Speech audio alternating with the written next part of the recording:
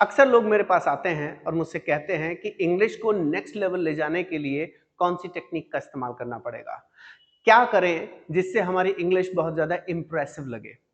मेरा अक्सर उन लोगों को जवाब होता है कि इम्प्रेशन जमाने के लिए आपको कुछ नहीं करना है, सिर्फ अपनी प्रेजेंटेशन को लोगों से अलग करना है। यदि आपकी प्रेजेंटेशन लोगों के जैसी ही रहेगी तो आप में और उनमें फ़र्क क्या रह गया। इसीलिए इस समस्या के सॉल्यूशन के लिए मैं आज आपके सामने मौजूद हूं इस वीडियो के माध्यम से।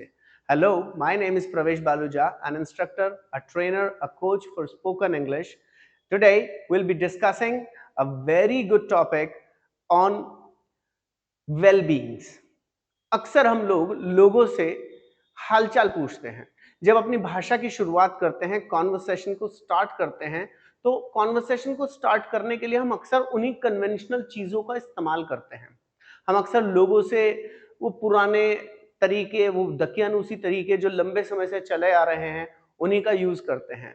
सो आज मैं और आप सीखेंगे कुछ नए तरीके जिससे आप अपनी लैंग्वेज को छोटे-छोटे लेवल पर बहुत अच्छा और इम्प्रेसिव बना सकते हैं। Today we'll learn something about oh, just a sec. Well-being. Oh, here. आज मैं और आप बात करने जा रहे हैं हालचाल के बारे में। अक्सर मैं और आप लोगों से चीजों को लेकर हालचाल पूछते हैं और हालचाल पूछने के लिए मैं और आप कई अलग-अलग तरीकों का इस्तेमाल नहीं करते, बल्कि एक ही कन्वेंशनल तरीका इस्तेमाल करते हैं। वो है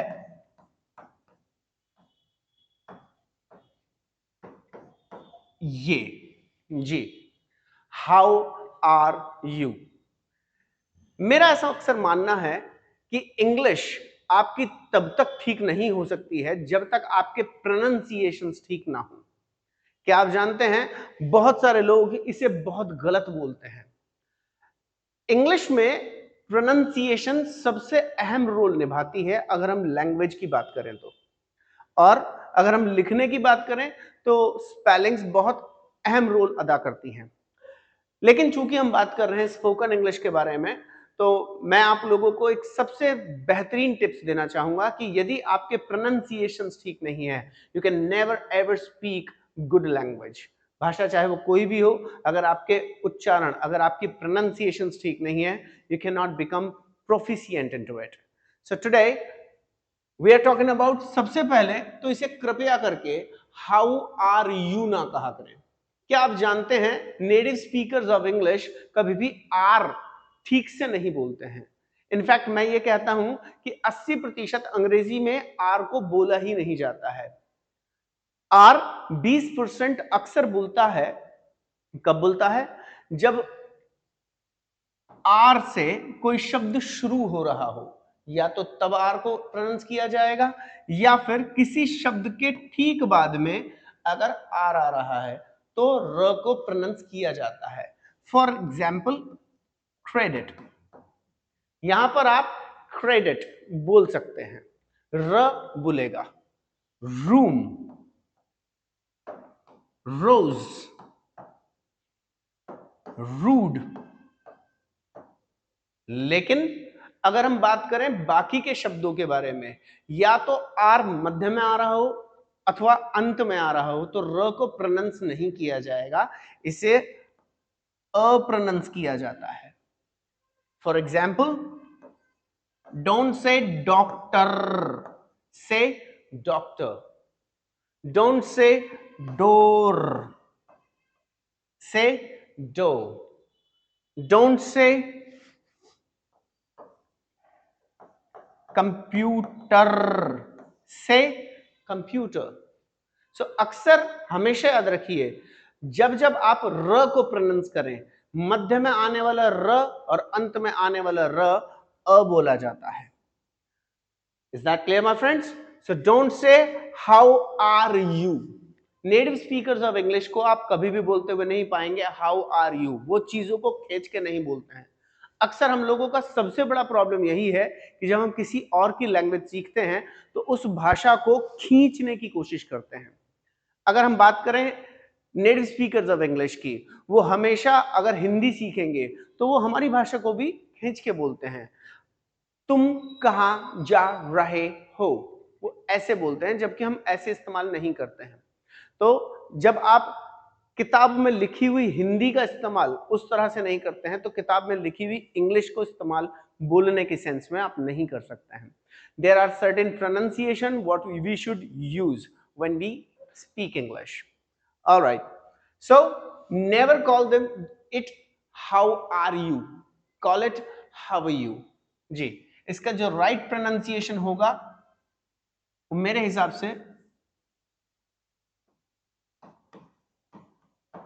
ये बोला जाना चाहिए, ना हाउ ना are, only how are you. Say how are you, right. Well, ये बड़ा कन्वेंशनल सा तरीका है जिसमें आप लोगों को अक्सर हाउ आर यू से संबोधित करते हैं, हाल चाल पूछने के लिए हाउ आर यू का इस्तेमाल करते हैं। और दोस्तों, जवाब भी इसका बड़ा बेसिक सा आता है। जवाब तो आप जानते ही होंगे जी, आप तो पहले से ही समझदार हैं। जवाब है आई एम फाइन। बट दोस्तों, क्या आपको नहीं लगता है कि आई एम फाइन इतना बेसिक हो चुका है कि आज के जमाने में अनपढ़ व्यक्ति भी आई एम फाइन का इस्तेमाल कर लेता है? तो आप में और उसमें फर्क क्या रह गया, जबकि आप एक इंप्रेसिव इंग्लिश बोलने की चाहत रखते हैं। मेरे दोस्तों, आप लोगों को थोड़ा सा लीक से हटकर चीजों को इस्तेमाल करना आना चाहिए। अगर मैं इसमें संशोधन की बात करूं तो आप हाउ आर यू की जगह हाउ आर यू डूइंग का इस्तेमाल करें। जी, हाउ आर यू डूइंग, ये एक नया तरीका है जब आप किसी व्यक्ति विशेष से उसके वेलबींग, उसके हाउ अबाउट, उसके हालचाल जानना चाहते हैं। हाउ आर यू डूइंग, या फिर आप इस्तेमाल कर सकते हैं how are you living. How are you living, yes, how are you living. अगर हम आंसर्स की बात करें तो इसका आंसर होना चाहिए आई एम डूइंग वेल। और अगर हम इसकी बात करें तो इसका आंसर होना चाहिए आई एम लिविंग लार्ज। जी, हाउ आर यू हुआ पुराना, कहिए हाउ आर यू डूइंग। जी, एक बार और बोले how are you doing, say how are you living. तो अब आपके पास तीन तरीके हैं किसी व्यक्ति विशेष से उसके हालचाल पूछने के लिए। आप कह सकते हैं हाउ आर यू, आप कह सकते हैं हाउ आर यू डूइंग, आप कह सकते हैं हाउ आर यू लिविंग। अगर हम और चीजों के लिए आगे बढ़ें तो और भी हमारे पास कई तरीके हैं जिसमें हम इस्तेमाल कर सकते हैं हाउ हैव यू बीन। मित्रों, एक तरीका और है जिसमें हम कह सकते हैं लोगों से हालचाल पूछने के लिए हाउ हैव यू बीन। जब भी लोग आपसे मिले या आप लोगों से मिले तो आप कह सकते हैं how have you been. Technically इसको अक्सर तब बोलते हैं जब आप किसी व्यक्ति विशेष से 2, 4, 5 या और लंबे अंतराल के बाद मिलते हैं।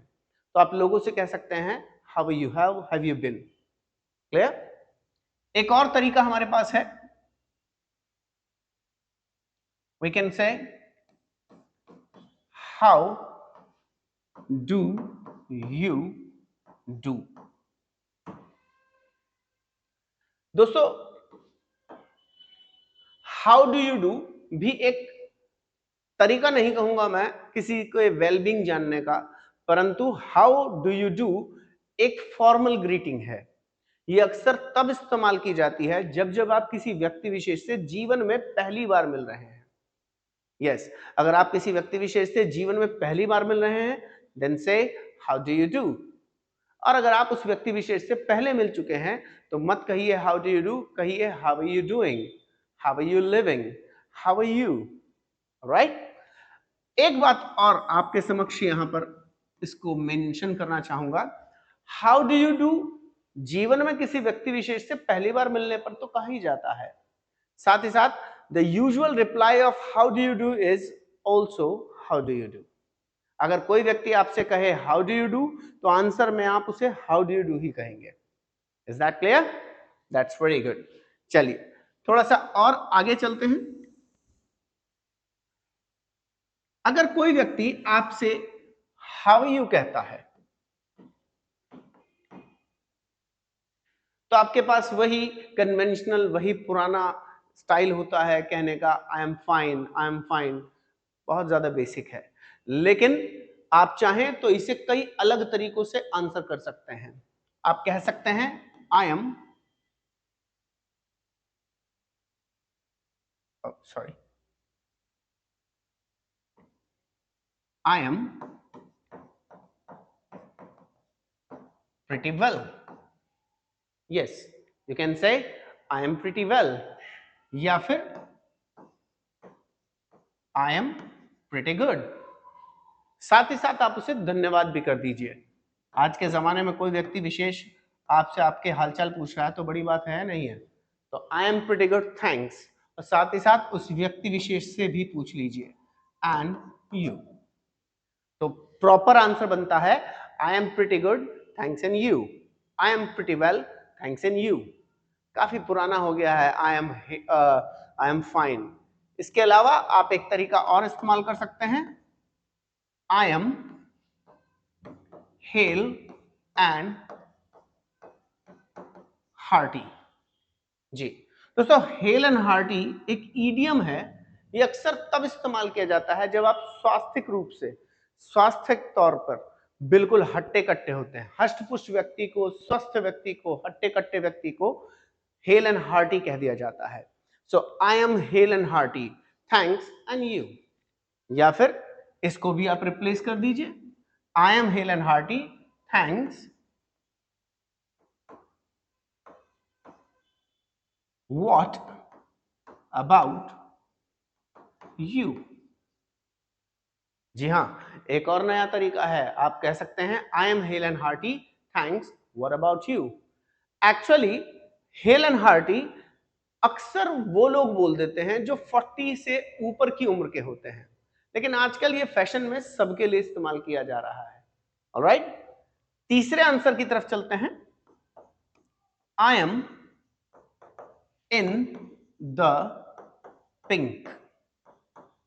ये भी एक फ्रेजल वर्ब है, ये भी एक ईडियम है। इन द पिंक आप तब इस्तेमाल करते हैं जब आप बहुत खुश होते हैं, अपनी लाइफ में पूरे मजे कर रहे होते हैं, तो आप बोल सकते हैं I am in the pink thanks what about you. जी, क्या बोल सकते हैं, I am in the pink thanks what about you. Of course एक और तरीका मेरे पास है, I am fit as fiddle. ये भी एक ईडियम है, जब इस्तेमाल किया जाता है जब आप बहुत ज्यादा अच्छे होते हैं, जब आप अपने बात को बहुत अलग तरीके से कहना चाहते हैं कि मैं बढ़िया हूं, अपनी जिंदगी के मजे ले रहा हूं, या फिर बहुत अच्छी लाइफ चल रही है, तो आप कह सकते हैं I am fit as fiddle. जी, कितने सारे तरीके हैं दोस्तों। आप इतने सारे तरीकों को छोड़कर आप वो पुराना घिसा पिटा आई एम फाइन इस्तेमाल कर रहे हैं। देखिए आपकी लैंग्वेज अगर आप इन चीजों को इस्तेमाल करेंगे तो नेक्स्ट लेवल हो जाएगी। सो इसके बाद में मैं और आप थोड़ी सी और एक दो और आने वाले अच्छे आंसर्स को इस्तेमाल किया जा सकता है, जैसे कि हाउ यू का आंसर एक और हो सकता है, जिसे हम कहते हैं I am in the best of mind. जी, I am in the best of mind, यानी जीवन के मजे ले रहा हूं, अब तक का मेरा जो बेस्ट है उसके अंदर हूं, मैं पूरी मौज ले रहा हूं। तो आप कह सकते हैं I am in the best of mind. जी, आप कह सकते हैं आई एम ऑन क्लाउड 9।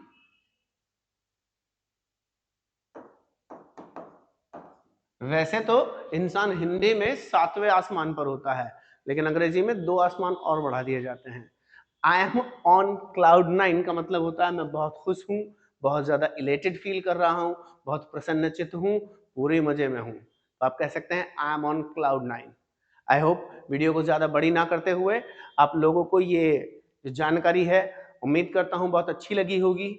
इसी तरह की जानकारी पाने के लिए लाइक कीजिए, सब्सक्राइब कीजिए और शेयर कीजिए इस वीडियो को, ताकि हम लोगों को आपका प्यार ऐसे ही मिलता रहे। Well, this is Pravesh Baluja signing off, saying good bye, thank you, God bless, thanks very much for being here, nice to see you.